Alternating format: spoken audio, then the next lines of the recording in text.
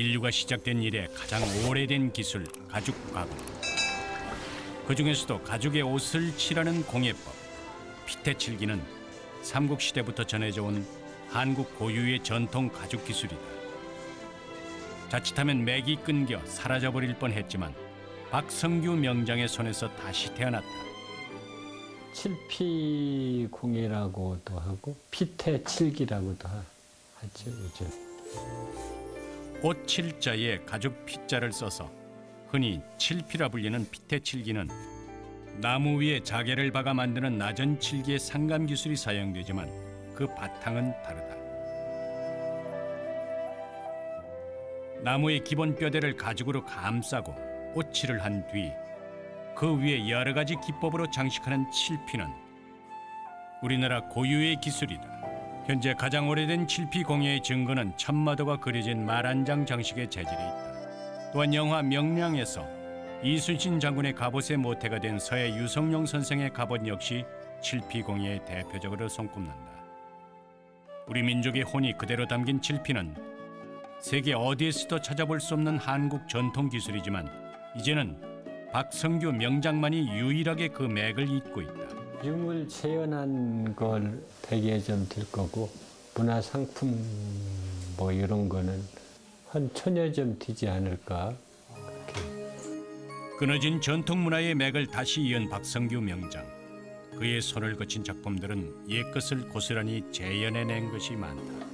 이거는 국세암 제작을 한 거거든요. 그래서 칠갑 상어 껍질을 붙여서 단단해요. 이 개인의 아이디어로 만드는 게 아니고 옛날 유물이 요 문양이 그대로 있어요. 그래서 실측해가지고 작업을 했기 때문에 유물 재현품이에요. 근데 이제 이렇게 보시다시피 굉장히 독특하잖아요. 문양 자체가 입체적으로 돼 있는데 이것도 저기 전라북도 그 원광대학교에 있는 원광 박물관에 이게 유물이 있어요. 요 무늬의 이름은 연화문 당초예요. 가죽이 특성상 부드럽기 때문에 밑에 조각을 하고 그 가죽을 뒤로 밀어서 올린 거거든요. 그래서 입체적으로 보이게 제작했어요. 뭐 피태칠기뿐만이 아니고 모든 맥이 무너지기 시작한 거는 아마 조선 중기 이렇게 문헌상으로 보면은 피태칠기도 그때까지는 활발히 했었다는 그게 있어요. 그리고 기물도 그때까지 기물이 있고 그 후로는 없고 그러는 거 보면은 조선 중기 때 없어지지 않았나.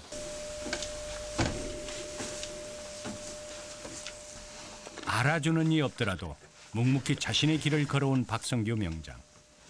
그는 요즘 가죽 갑옷 재현에 정성을 기울이고 있다. 가죽으로 만든 갑옷이에요. 이게 보기 더 힘든. 가볍고 철제 이상각에 단단하고 사실은 몇백 년이 가도 강도가 이렇게 존재하고 있다라는 거는 옷이라고 만나지 않으면 이렇게 강도가 없거든요. 그래서 가죽에 옷이 많이 침투가 돼서 굳어졌다라는 소리지. 천년을 간다는 도려옷. 그 효능은 아직 많이 알려지지 않았다. 가죽 자체는 사실은 이렇게 굉장히 질기면서 부드러운 느낌을 많이 갖고 있잖아요. 일반인들이 보기에. 옷칠을 거기다 같이 혼합을 해서 가미를 함으로써 이제 가죽의 수명이 엄청 연장이 되는 이런 역할을 하는 거죠. 네. 찾는 이 하나 없어도 쉴 새 없이 작업하는 박성규 명인. 그런 작업에 비해 돌아오는 대가는 너무도 보잘것없지만 그렇다고 쉽게 멈출 수도 없는 일이다. 여기는 뭐 그냥 작업장이에요. 원래. 작업장이고 보통은 10시간 이상 하죠. 매일같이. 여기 이 자리에서. 자택을 개조해 만든 작업장. 이곳에서 지난 세월 셀 수 없이 많은 작품이 탄생했다. 그래서인지 작업실 곳곳에서 칠피 공예에 대한 고집스런 집념과 열정이 고스란히 묻어난다. 작업실 한편에는 칠피의 기본 재료인 가죽이 쌓여 있다. 가죽 종류에는 제일 많이 사용하는 게 소가죽이죠. 소가죽은 처리하는 거는 요즘에는 화공약품으로 다 작업을 해요. 손수 긁어내고 뭐 뜯어내는 게 아니라, 그래서 기름 제거, 털 제거만 하고 특별 주문을 해서 이렇게 작업을 해가지고 와요. 그는 막대한 비용과 품이 들더라도 천연 가죽 사용만을 원칙으로 하고 있다. 시중에 거래되는 가죽은 부패와 방수를 위해 상당량의 화학약품을 사용하기 때문이다. 철갑상어 가죽이 이렇게 생겼어요. 자연산 철갑상어 가죽을 공예품으로 가공할 수 있는 사람은 오직 박성규 명장뿐이다.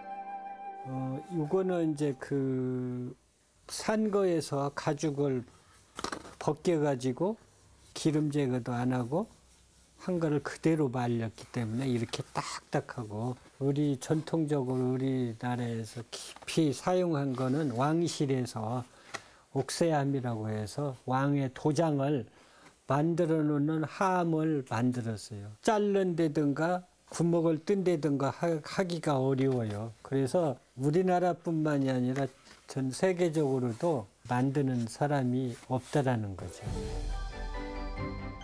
민어 부리를 갈아서 끓인 어교에 악여와 옷을 섞어 천연 접착제로 만든다. 그렇게 만든 풀을 잘라낸 가죽에 발라 기물에 붙인다. 재료부터 시작해서 작업 방식 하나하나까지 혼자 힘으로 깨우쳐온 박성규 명장.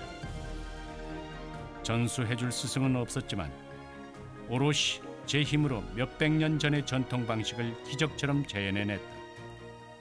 칠이 천년을 간다는 도류라고 그렇게 이야기를 해요. 가죽이 굉장히 약한 데다가 이거를 혼합을 해는 거지, 쉽게 말하면.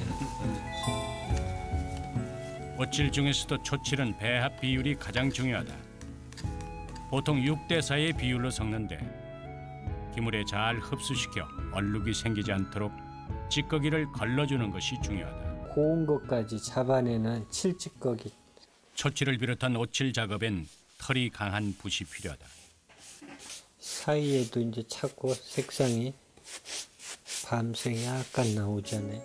소나무 가지를 태워 그름을 채취한 송연은 벌레를 쫓고 썩는 것을 방지하는 역할을 한다.